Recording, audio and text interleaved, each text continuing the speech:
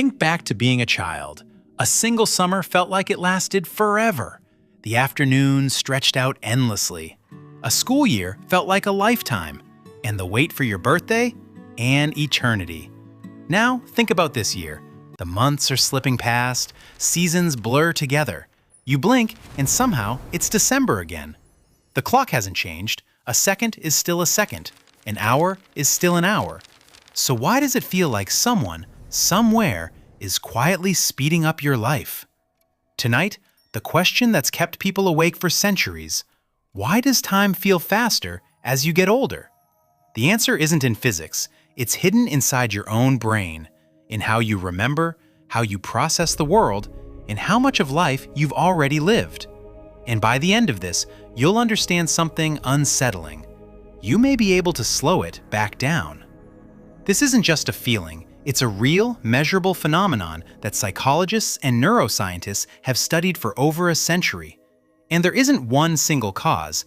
There are several, layered on top of each other, all pulling in the same direction. In the next few minutes, we'll uncover 4 of them. First, the simple mathematics of your own lifespan and why a year shrinks as you age. Second, the memory trick your brain plays on you and why firsts feel so long. Third, what's happening deep in your neurons, where time itself is being measured frame by frame. And fourth, the most hopeful part, what recent brain scans reveal and the strange, simple way you might be able to stretch time back out again. Stay with me, because once you see how this works, you can't unsee it. Let's start with the oldest explanation, and the simplest. Back in the 19th century, a philosopher named Paul Janet proposed an idea now called the proportional theory. It goes like this: your brain doesn't measure a year in absolute terms. It measures it against everything you've already lived. When you are 5 years old, 1 year is 20% of your entire existence. It's an enormous slice of everything you've ever known. That's why a single childhood summer felt monumental, because proportionally, it was. But when you're 50, that same year is just 2% of your life. The exact same 365 days, the exact same number of sunrises, but measured against 5 decades of memory, it barely registers. Think of it like zooming out on a map. When you're young, you're standing in a single field, and it fills your whole view. As you age, you keep zooming out, and that same field becomes a tiny square in an enormous landscape. The year didn't shrink, your perspective grew around it. Some scientists call this log time, the idea that we judge time by comparison, not by counting. Each new year feels less dramatic than the last because there's more life behind it to compare against. It's elegant, it's mathematically true, and it explains a huge part of the feeling. But it can't be the whole story, because proportion alone doesn't explain why some weeks crawl and others vanish. It doesn't explain why a single vacation can feel longer in memory than 3 months of routine. For that, we have to look at how your brain actually records your life. Here's a strange truth. Your sense of how long a period of time lasted isn't based on the time at all. It's based on how many memories you formed during it. Your brain estimates the length of the past by counting its memory markers, the distinct, vivid moments it bothered to store. The more markers, the longer that stretch of time feels when you look back. The fewer markers, the more it collapses into a blur. Now think about childhood. It's an avalanche of firsts. Your first day of school, your first bike ride, your first taste of the ocean. Every single day delivers something the brain has never seen before, so it works hard, encoding rich, detailed memories. That's why those years feel so impossibly full and so impossibly long. But adulthood is different. Life settles into rhythm. You drive the same route to work, you eat the same breakfast, you see the same faces, and your brain, which is brilliantly efficient, stops bothering to record the repetition. Why store another identical Tuesday when it already has 1,000 of them?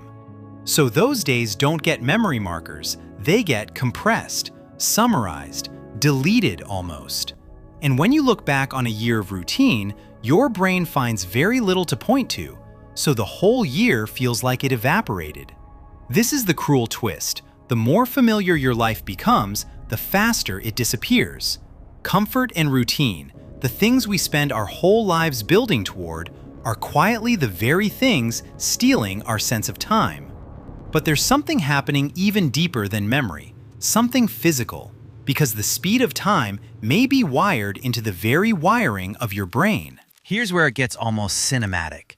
One theory, proposed by engineer Adrian Bijan, suggests that the brain perceives the world a bit like a film, as a series of mental images, frame by frame. And the rate at which we capture those frames changes as we age. In a young brain, the networks of neurons are small, fresh, and fast. Signals travel quickly. The brain captures many mental images per second, a high frame rate. More frames packed into every moment means each moment feels rich, detailed, and slow, like a film shot in slow motion. But as you age, those neural networks grow larger and more complex. The electrical signals now have to travel greater distances along more tangled paths.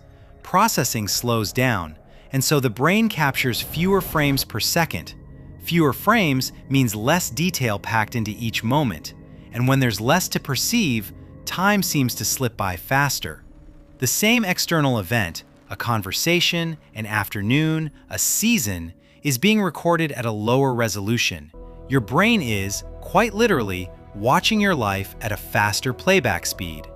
There's also chemistry at work. Dopamine, the chemical tied to novelty and reward, naturally declines as we age, and dopamine influences our internal clock. Studies show that when dopamine is high, time seems to stretch and slow.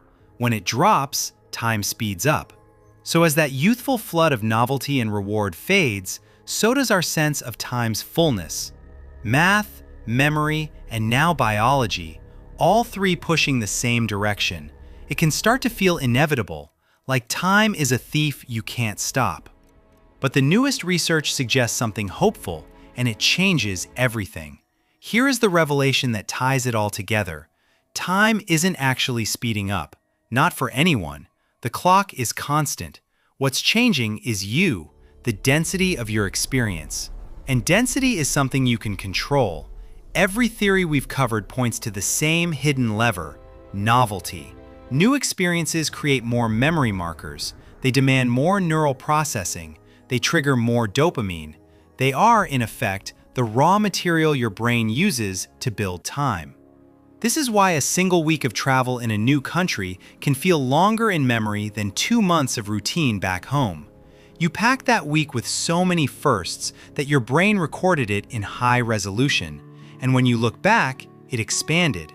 So the way to slow time down isn't to add more hours, it's to add more life to the hours you have. Break the routine, take the different road home, learn the thing you've been putting off, meet new people, pay deliberate attention to ordinary moments instead of letting them blur. You cannot stop the years from passing, but you can stop them from vanishing. You can make a year count, not by living longer, but by living wider. So the next time you lie awake wondering where the time went, remember this: it didn't go anywhere. Your brain simply stopped writing it down. The endless summers of childhood weren't magic, they were just full. And the strangest, most beautiful truth is that you can have them again, at any age, the moment you choose to fill your days with something new. That's the thought for tonight. The clock was never your enemy, routine was.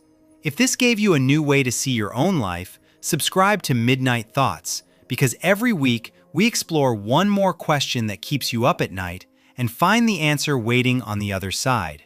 Sleep well. We'll think about the next one together.